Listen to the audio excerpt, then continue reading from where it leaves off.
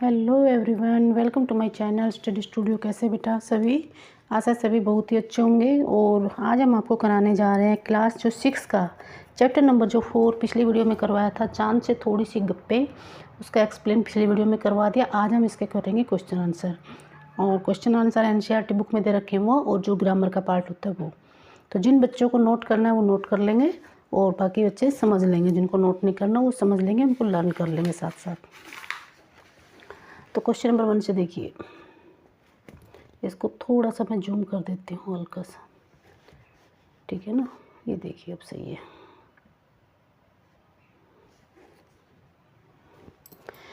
देखिए क्वेश्चन जो एनसीईआरटी के हैं वो है इसमें कविता में। कविता में क्या है, 10-11 साल की लड़की है, वो चांद से बातें कर रही है। आप गोल हैं, मटोल हैं, बढ़ते हैं तो बढ़ते ही रहते हैं, कभी पतले हो जाते हैं, ठीक है। तो ये आपको बीमारी है जो हमेशा चलती ही रहती है। तो इस तरह से लड़की ने वर्णन किया इसमें। तो इसके क्वेश्चन आंसर देखिए। आप पहने हुए हैं कुल आकाश के, देखो इसमें कविता में क्या बताया गया है कि लड़की ये कह रही है कि आपका गोल मटोल मुंह ही हमें दिखता है। आपने जो चारों तरफ जो बादल है उसमें जो सितारे जड़े हुए हैं, तो वो क्या है कि वो आपने वस्त्र पहने हुए आकाश में, आकाश का, और जिसमें सितारे जड़े हुए हैं।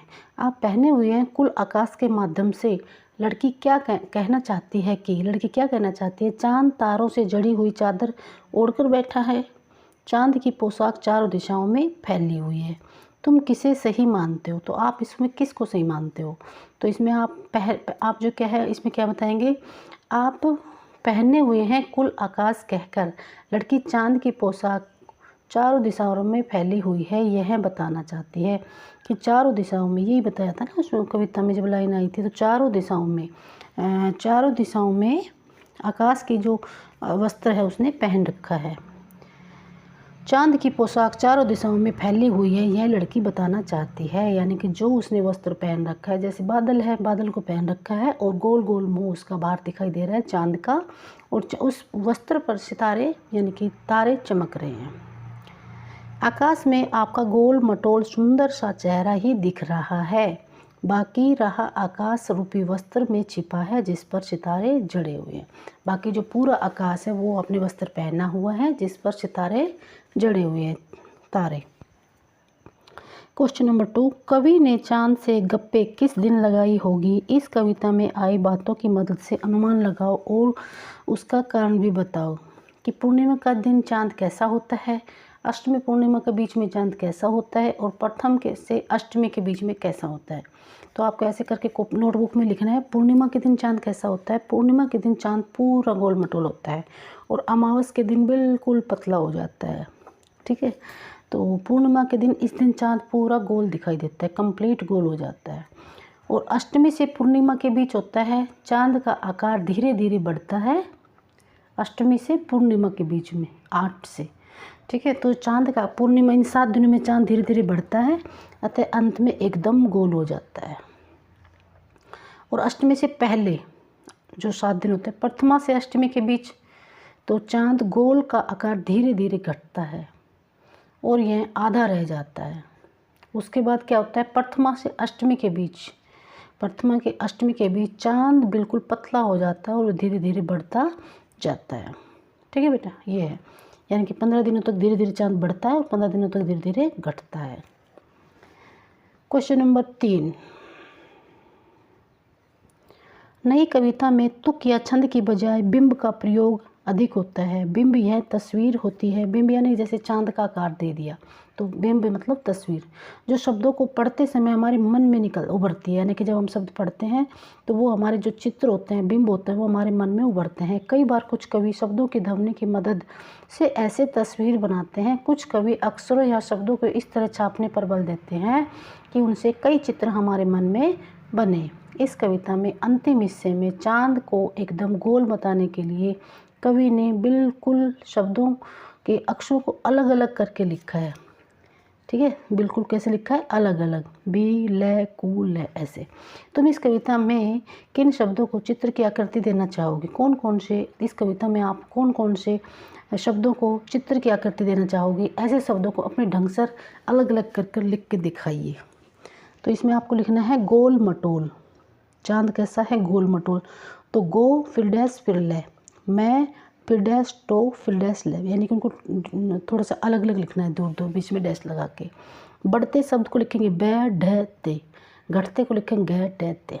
ठीक है, ऐसे अनुमान वाले क्वेश्चन नहीं आते हैं पेपर में, और अगर आपको लगता है कि आते हैं कि नहीं आएंगे आपकी क्लास में, छोटी क्लास तो वैसे ही है ये। तो ये देखो ग्रामर का पार्ट होता है, भाषा की बात, ये अपने अपने बुक में सभी बच्चे भर लेंगे। और ध्यान से देखिए, चांद संज्ञा है, चांदनी रात में चांदनी विशेषण है। तो इसी प्रकार नीचे दिए गए विशेषणों को ध्यान से देखो और बताओ कौन सा प्रत्यय जुड़ने पर विशेषण बन जाते हैं। इन विशेषणों के लिए एक एक उपयुक्त संज्ञा भी लिखो। देखो गुलाब का, पगड़ी का, मखमल का, घास का, कीमती और गहने, ठंडी, रात, जंगली, फूल, कश्मीरी भाषा। तो इनमें आपको प्रत्यय जोड़ने हैं, फिर इनमें विशेषण बनाने हैं, फिर इनके संज्ञा के साथ इनका प्रयोग करना है, संज्ञा के शब्द के साथ। तो जैसे गुलाब का क्या बन गया, ई प्रत्यय लगाएंगे इसमें। प्रत्यय यानी कि जो पीछे जुड़ता है, उपसर्ग होता है आगे जुड़ता है और प्रत्यय होता है हमेशा पीछे जुड़ते हैं। तो इसमें बड़ी ई की मात्रा जोड़ेंगे तो क्या बन जाएगा, गुलाबी। तो ये तो ई तो हो गया प्रत्यय और ये हो गया विशेषण। ठीक है, गुलाबी, गुलाबी यानी कलर है। तो उसको संज्ञा के लिए क्या करेंगे, संज्ञा के लिए शब्द गुलाबी नगर। इसी तरह मखमल का बड़ी ई की मात्रा प्रत्यय जोड़ेंगे, मखमली, मखमली चादर। कीमत का कीमती, कीमती छड़ी। ठंड का बड़ी की मात्रा जोड़ेंगे, ठंडी, ठंडी आइसक्रीम। जंगल में बड़ी की मात्रा जोड़ेंगे, जंगली, ये प्रत्यय जोड़ेंगे तो जंगली जानवर। कश्मीर में ई प्रत्यय जोड़ेंगे तो ये बन जाएगा विशेषण कश्मीरी और कश्मीरी शॉल। तो ये अपनी सभी बच्चे बुक में और नोटबुक में नोट कर लेंगे।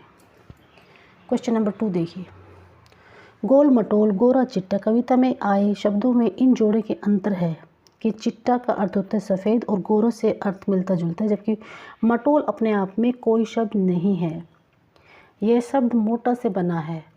ऐसे 4-4 शब्द युग्म सोचकर लिखो और उनका वाक्य में प्रयोग करो।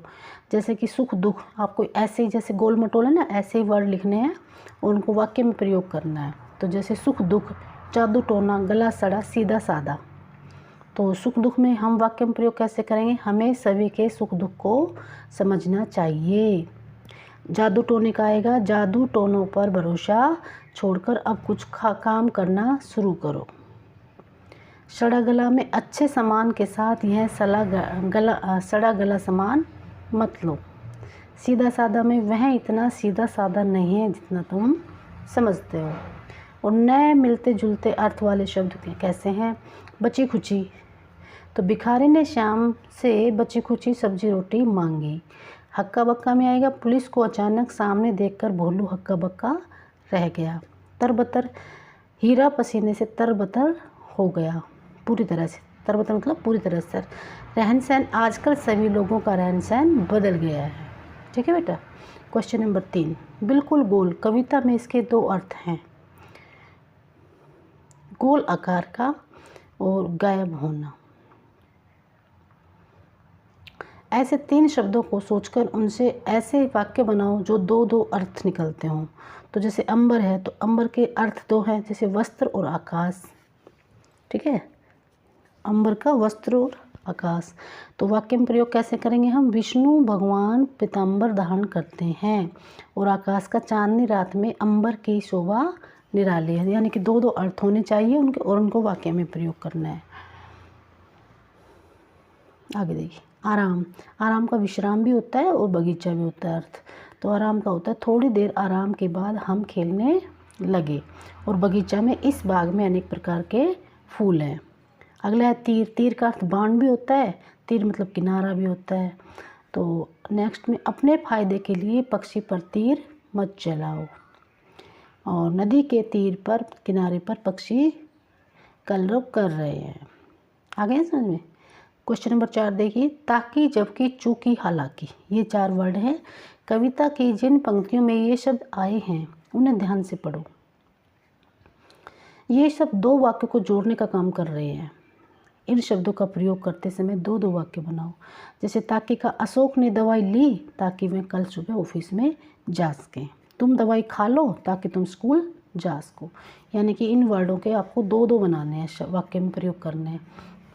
जबकि में श्याम 15 दिन पहले ही घर चला गया, जबकि उसकी छुट्टियों की तारीख 15 दिन बाद की थी। चूँकि मैं बीमार हूँ इसलिए काम पर नहीं जा सकता हूँ। आप जबकि का दूसरा भी और बनाओगे, दूसरा खुद से बनाना। आप क्या बनाओगे, बताओ भाई क्या बनाओगे? जबकि मैं, बताओ।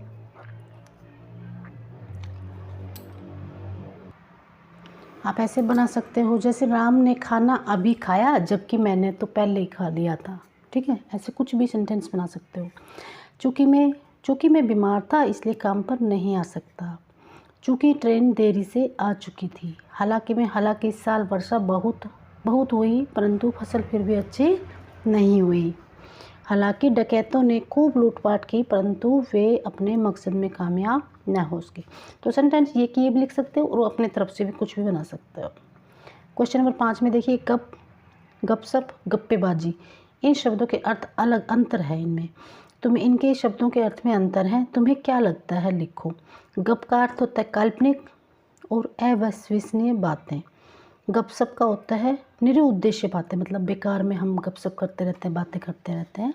और गप्पेबाजी भी अकाल्पनिक होती है और अविश्वसनीय बातों को करते जाना लगातार, तो ये होते हैं गप्पेबाजी। ठीक है, तो इसके सभी क्वेश्चन हो गए हैं, व्याकरण के भी हो गए हैं, ग्राम भाषा की बात के, और इसके एनसीईआरटी के सभी क्वेश्चन हो गए हैं। आशा है सबको अच्छे से समझ में आ गए होंगे। अगर आपको वीडियो अच्छी लग रही है तो लाइक एंड सब्सक्राइब कीजिए और कमेंट करिए, और इसमें इनको नोटबुक में बेटा लिख लेना सभी। बहुत ही अच्छे से मैंने करवा दिए हैं, किताब में भी इन सबको आप भर लेना अपने में। ओके बेटा।